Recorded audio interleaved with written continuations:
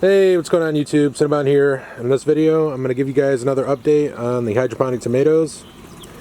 As you can see, they've grown quite a bit. Today is July 21st.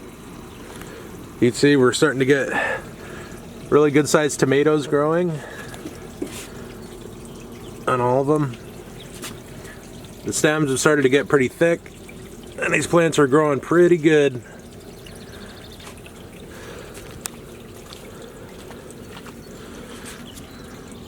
Here's the double stem one that we did.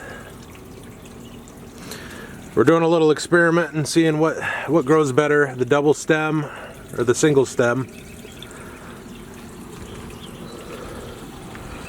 And right here we have our calcium nitrate, master blend, and Epsom salts ready to go into the tote down there into the reservoir to be pumped to the plants.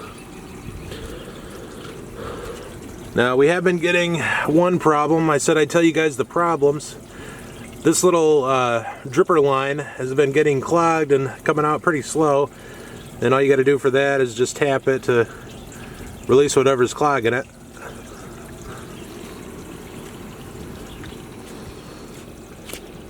Alright, I'll show you guys how I add the nutrients. Here we're adding the calcium nitrate. Just sprinkle it into the water, and then we just use a scrap piece of wood just to give it a stir so it incorporates within the water.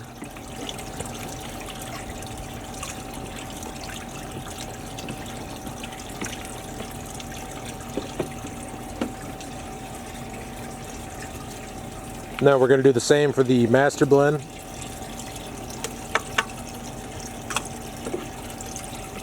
Now I was reading comments online. This is important in which way you add these chemicals or the nutrients.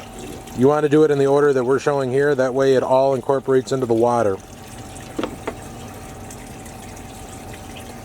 And then here lastly is the Epsom salts.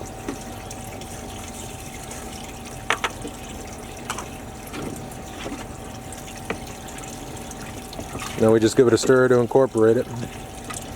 Now if you do these out of order, I think the nutrients react a certain way to where they'll just sink to the bottom and not actually incorporate into the water. So that's why we do it the way we do.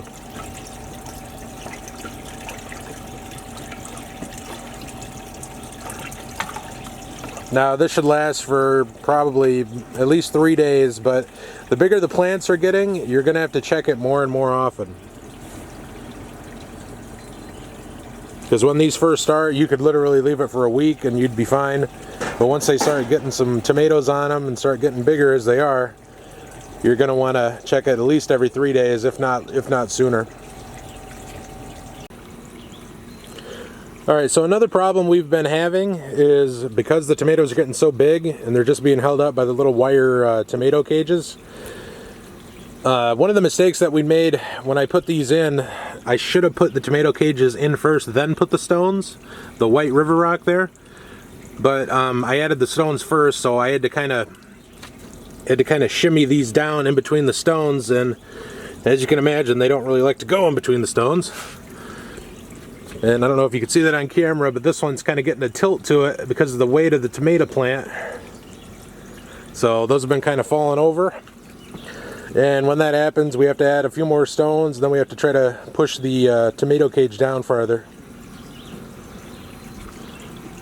And you gotta watch too, because when this happens to the middle ones, because this one here had fallen over onto this one and pushed that one over. So that's definitely something to watch out for.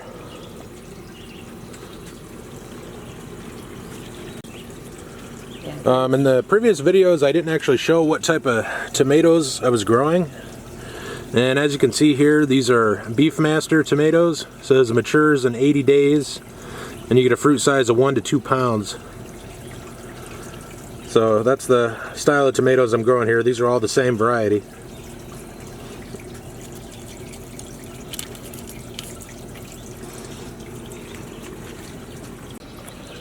Okay, so before I end this video, another point I wanted to touch on. All of these tomatoes are what's called indeterminate, which means they'll keep on growing until the plant dies.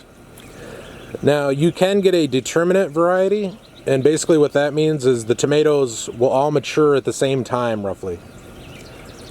So we choose to do this style because we want the plant to keep growing as long as possible. But if you were going to say start canning, I think it would make more sense to do a determinate variety. That way you'd get all your tomatoes at once and then you could can them all at once. But you know, that's something, you know, to do some research on and see what makes most sense for you. Alrighty guys, and then finally one last problem I wanted to point out that we have been having. So as you can see there, this little piece here, it holds the dripper line. There's little prongs in there, and then the lower you go, the tighter it gets along the line. We actually ran out of these, so this one here, there's nothing holding it. So sometimes one time we came out and then it was actually outside, so you're losing water. And the reservoir was kind of dry, so luckily we caught it in time. But what we do for that, so it doesn't keep falling out, we just try to shove it into the stones as far as possible. That way the stones hold it, not the little plastic piece there.